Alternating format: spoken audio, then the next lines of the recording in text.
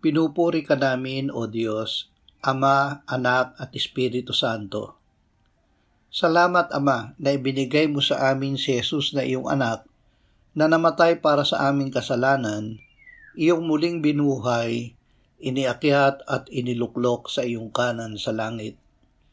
Salamat na ibinigay mo sa amin ang iyong banal na Espiritu, at sa pamamagitan niya ay ibinuhos mo ang iyong pag-ibig sa aming puso.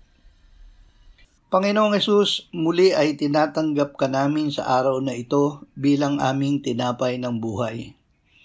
Kinakain namin ang iyong laman at iniinom ang iyong dugo na inialay mo para sa amin sa krus.